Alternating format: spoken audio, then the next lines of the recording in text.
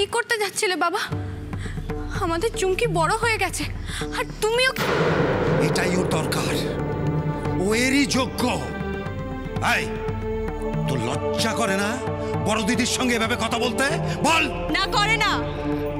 আমি কোথায় যাই না যাই, কার সাথে ঘুরি না ঘুরি, এটা নিয়ে ও গোয়েন্দাগিরি করার কে? ঘরে তো তোমাদের সামনে খুব সতী সাবিত্রী হয়ে ঘুরে বেড়ায়, কিন্তু বাইরে গ্রামে কার সাথে কি করে বেড়ায় এটা কখনো খোঁজ নিয়ে দেখেছো? এই, তুই চুপ করবি নাকি? তোকে আস্তে আস্তে করছো চারুর বাবা তুমি? আচ্ছা, রাত বেরোতে পাড়া প্রতিবেশীদের জানাবে, সবাই সবাই তো ছিচি করবে। চারুর বাবা একটু মাথাটা ঠান্ডা করো। আমি এই জন্যই বলতাম চুমকিটার আগে বিয়ে দিয়ে দাও। বিয়ে করবেন উনি, তাই তো? হ্যাঁ, বিয়ে করবেন। বিয়ে আমি করাচ্ছি। আজ তুমি শুনে রাখো চুমকির মা, এই বাড়িতে যদি তোমরা থাকতে চাও, কাল থেকে চুমকির এ বাড়ির থেকে বেরোনো বন্ধ।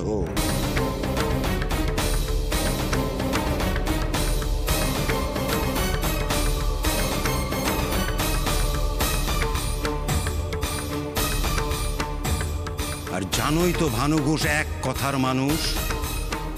আর একটা কথা,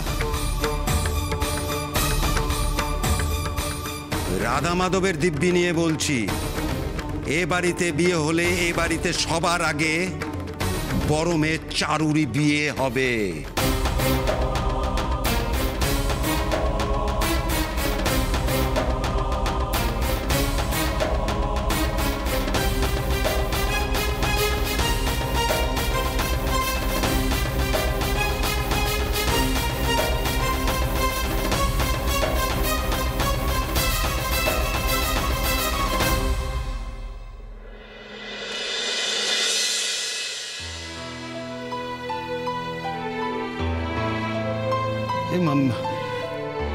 মা, তুই এত চুপচাপ হয়ে আছিস কেন মা? আরে বাবা দেখ, তুই তো কোনো দোষ করিসনি, আর আমিও তোকে কিছু বলিনি। তাহলে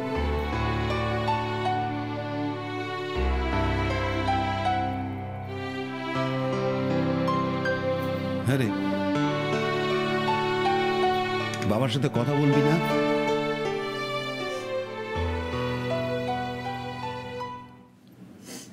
মায়ের কথা খুব মনে পড়ছে, তাই তো?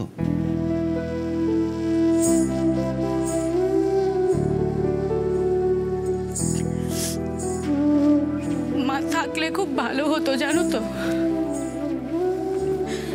তোমাকে শাসন করার কেউ একটা থাকতো। তুমি তো আমার কোনো কথাই শোনো না।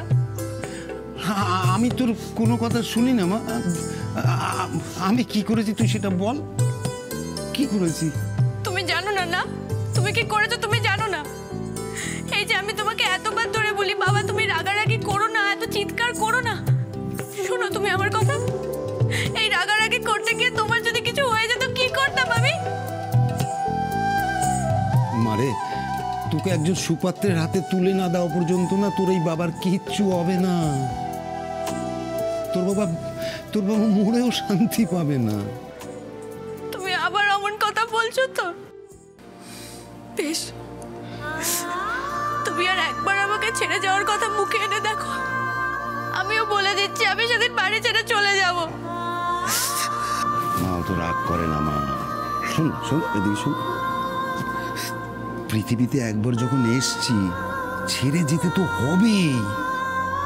সব মায়া মমতা সব কিছু ত্যাগ করতে হবে। কিন্তু তোকে একটা ভালো মানুষের হাতে তুলে দিয়ে যেতে পারলে সেই যাওয়াটা আমার শান্তির হবে রে মা। তুই ভালো থাকবি, এর চেয়ে আনন্দ তো আর আমার কাছে কিছু নেই রে মা। আমি তো ভালোই আছি বাবা, খুব ভালো আছি, বিশ্বাস করো। মা আমাকে কত ভালোবাসে। বোন একটু রাগারাগি করে, ছোট তো, দিদির উপর রাগ করবে না তো কার উপর রাগ করবে? আর বাবা, তুমিই তো বলো, যে যাকে সব থেকে বেশি ভালোবাসে সে তার উপরেই সব থেকে বেশি রাগ করে। হ্যাঁ, আমি সেটা বলেছি, কিন্তু ওই যে চুমকিটা তো।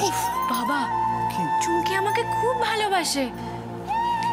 ওর সাথে একটু মানিয়ে গুছিয়ে চলতে পারলেই ওর সব রাগ পড়ে যায়। আমি ওকে ঠিক মানিয়ে নেব।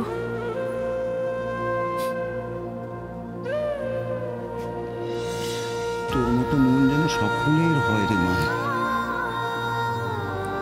তবে ভয়ের কি জানিস, চুমকির লোভ যেন ওকে ভুল পথে না নিয়ে যায়। বাবা, আমি বলছি তো, আমি থাকতে আমি চুমকিকে কোনো ভুল কাজ করতে দেব না। আর আমাদের সকলের মাথার উপর যে রাধা মাধব আছেন, তুমি দেখো উনি সবার ভালো করবেন, সব কিছু ভালো করবেন।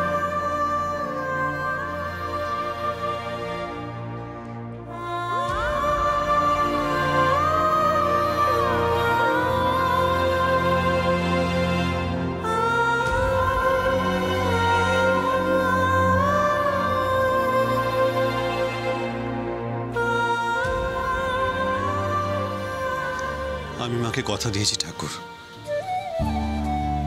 আমি আর কোনোদিনও মাধবপুরে যাব না।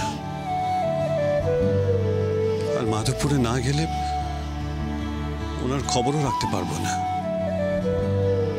তুমি দেখো ঠাকুর, আমার জন্য যেন উনি কোনো বিপদে না পড়েন, তাই সবটাই তোমার উপর ছাড়লাম।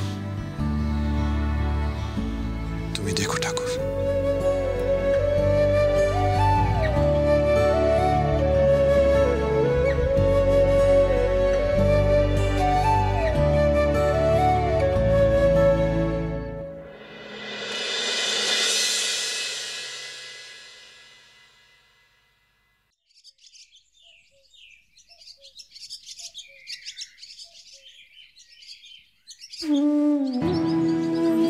নিন প্রসাদ নিন।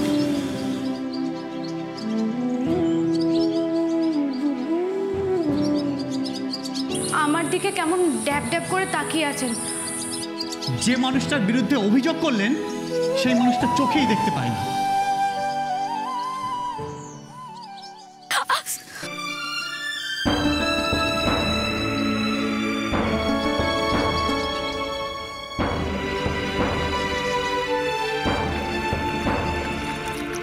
চারু, এই চারু,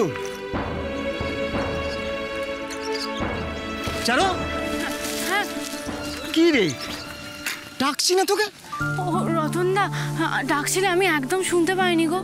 তা হন্তদন্ত যাচ্ছিস কোথায়? তবে খালি পায়? আমি আমি ওই মন্দিরে যাচ্ছি গো। সে তো তুই রোজ সকালেই যাস, কিন্তু হঠাৎ আজকে খালি পায়ে কেন? ও বুঝেছি, নিশ্চয়ই চটি ছিঁড়ে গেছে। নে নে বস, আমার সাইকেলে উঠে বস, আমি তোকে সাইকেল করে পৌঁছে দিচ্ছি।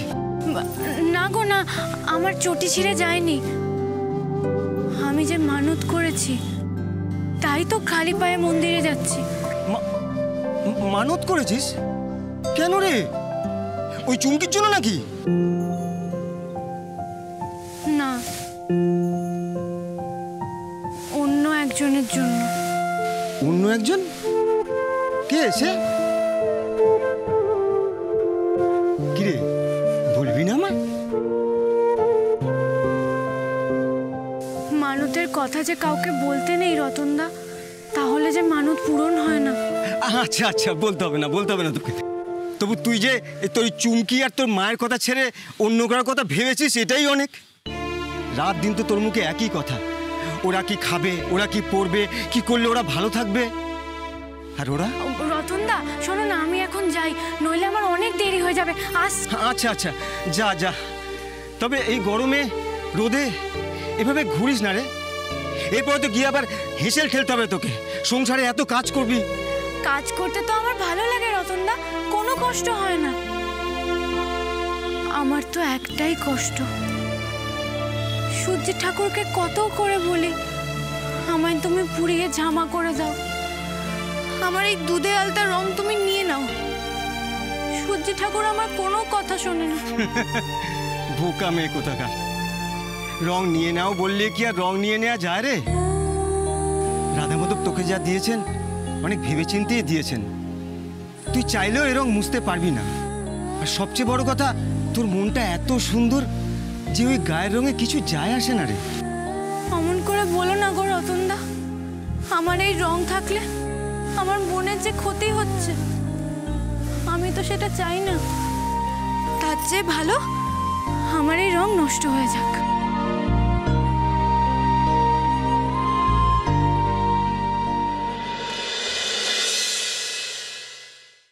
সংসার আমি 10,000 টাকাতেই চালিয়ে নি। মা, তার মানে তুমি প্রত্যেক মাসে 15,000 টাকা জমাও?